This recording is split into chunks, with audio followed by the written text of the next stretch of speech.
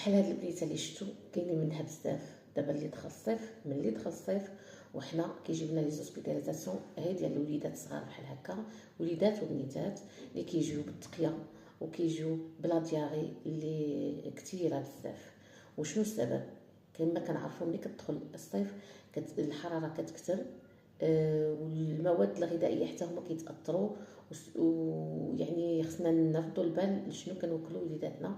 الماكله يعني تدخل الفريكو ما تبقاش على برا، تدخل الثلاجه بلوتو ما تبقاش على برا يعني. وقبل ما نقدموها لوليداتنا نشوفوها نشموها نشوف واش صالحه للاكل ولا لا. هذه من ناحيه.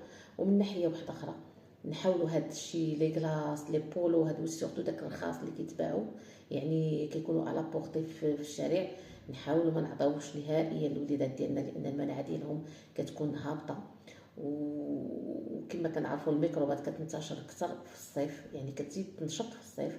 دونك نحاولوا هذا الشيء ديال برا، الحلاوي ديال برا لي كلاص سورتو لي كلاص لي ابولو داك لاباني، نحاولوا بامكان ما نعطيوش لوليداتنا. الا بغينا نديرو نعطيوهم دي كلاص دا كيتشهاوه، كاين دابا طرق اللي يعني سهله بزاف باش تصوبي اون كلاص وطبيعيه في الدار ديالك، يعني غير بلي بخوي هكا كتجمديهم وطحنيهم وديري معاهم لاشونتي وكيولي عندك كلاص صحي ويعني عارفه باش نصوب.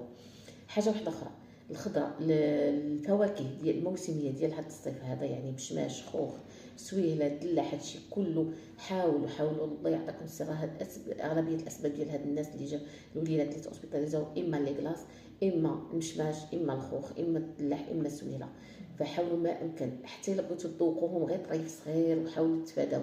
عطيوهم بنان، عطيوهم تفاح، عطيوهم نقاص، شي حاجه اللي ما كضرش.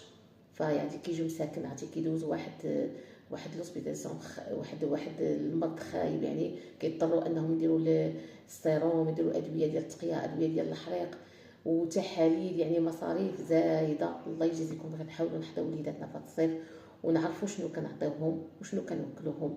هذا ميساج الامهات، والله يحفظكم وليداتكم.